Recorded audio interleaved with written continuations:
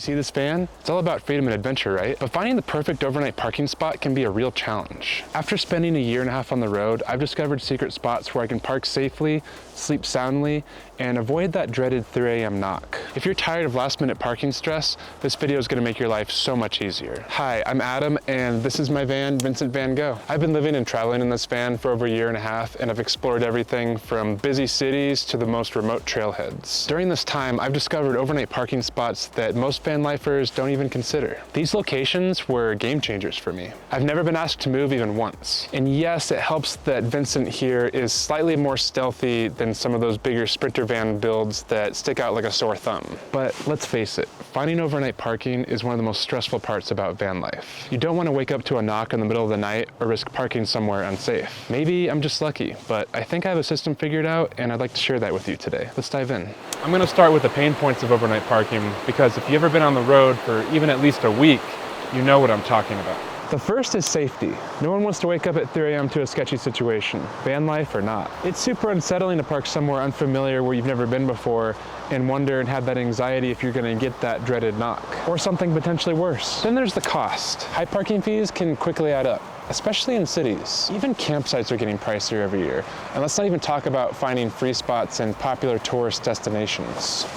And finally, unreliable apps. How many times have you checked an app, driven miles to your location, and then you just find that it's completely closed or overcrowded or just absolutely trashed? It's happened to me more times than I'd like to admit. It's stressful, especially when it's late at night and you're running out of options after a long day of driving.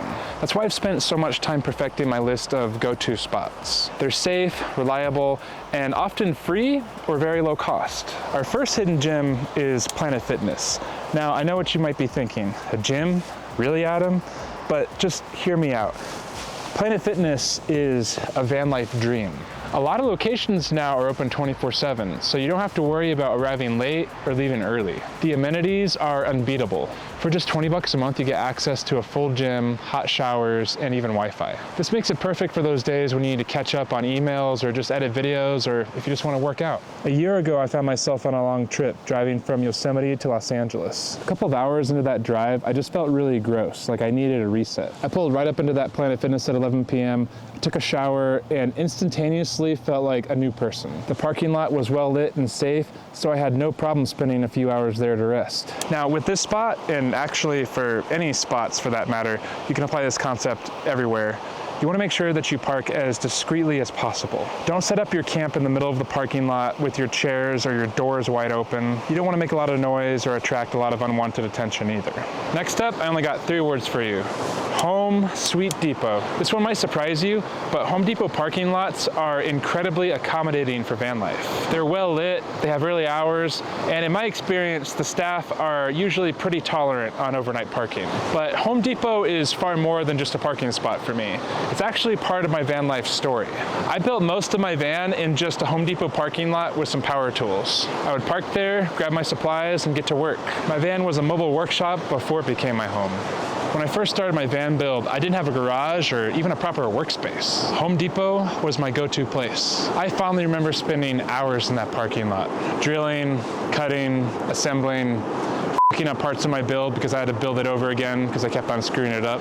Naturally, the employees got to know me really well, and they were always super supportive. Some of them even gave me good advice for parts of my build, and actually one of the employees had his own van building business, so he gave me a lot of his expertise and thoughts. And actually he thought that my van build was a really great idea because the metal paneling was really good for minimizing condensation.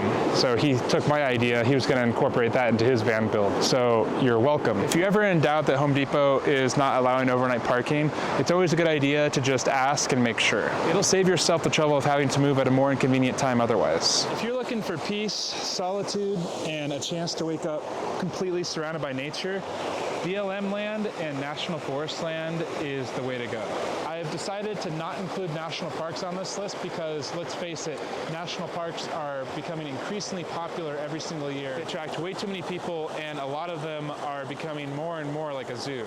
Looking at you, Yosemite. So good luck with getting a nice and free spot with that unless you go in the off season or you book way in advance. National forests are amazing because they're free to park in, they're quiet, and often they're close to incredible hiking trails. I think it's a perfect way to recharge after spending a lot of time in the city, or if you've been traveling a lot and spending time on the road. A caveat to this is you want to look up the places that have the least amount of traffic on them if you want to avoid people. These are some of the rules that I like to follow when I go to places like this, and it's worked for me so far. If you're using sites like AllTrails or Gaia GPS, generally the less reviews that you have, the better, and the less people there will be. You also have to take into account how easily accessible it is and how far what the average person is willing to drive from the nearest population center or city. Time of day and the day of the week that you go also matters. Generally, if you go in the middle of the week, it's going to be a lot better. There's not going to be a lot of people bothering you. There's going to be a lot less traffic, and in general, you're going to have the trails more to yourself. If you do decide to go out to places like these, please make sure to learn about and practice leave no trace principles,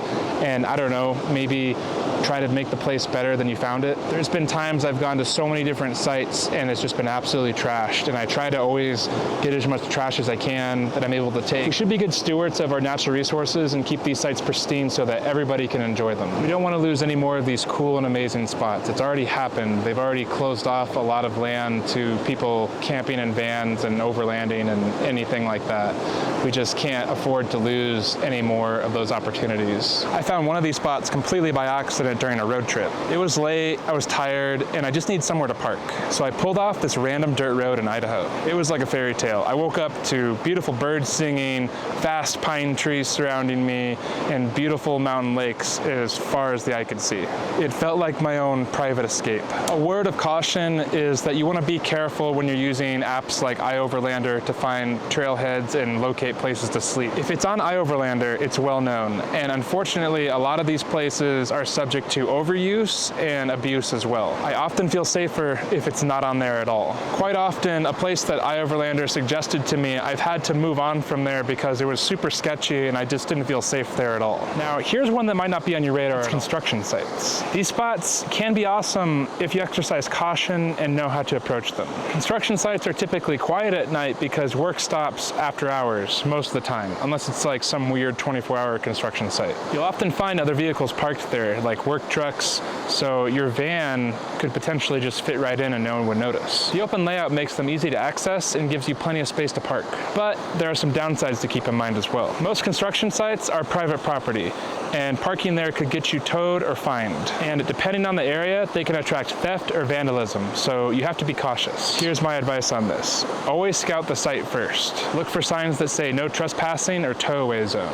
If it feels safe and there's no restrictions, park late, keep a low profile, and leave before the construction workers arrive. And if you're still unsure about it and don't want to risk it, try asking the site manager or foreman for permission to park there. I found that some of them can be accommodating if you're polite about it. Another option that's often overlooked is just parking in residential neighborhoods. This can be a great choice for van lifers looking for a safe and quiet place to park at night. Most neighborhoods are low traffic and parking is free, making them attractive options. That said, there are some challenges. People in neighborhoods are naturally protective and territorial of their space. An unfamiliar van might stand out, and some residents might call the police or just confront you directly and ask you to move. And depending where you are, some areas have strict parking regulations and require street permits for you to park there, so you'll want to check your local rules. If you're parking in a neighborhood, stealth is key. Choose streets with lots of parked cars so that you can blend in. Try to avoid being super obvious and avoid parking in front of people's houses or driveways. Keep your lights dim, stay quiet, and never set up camp outside of your van. And you also want to have a rotation schedule. Parking in the same spot every night is a very quick way to draw unwanted attention to yourself. You should rotate often and frequently if you can so that you can avoid people noticing patterns. I recommend eating dinner and doing everything that you need to do for your evening routine before you arrive to the neighborhood that you plan to sleep at. Ideally, you want to arrive late and leave early so that you avoid being noticed. Go with the flow of the week, act as if you're going to a job or something. Blend in with the rest of society if you want the best results. In my experience, one of the biggest things to watch out for is parking near beaches, waterfront property, or just any place with a scenic view.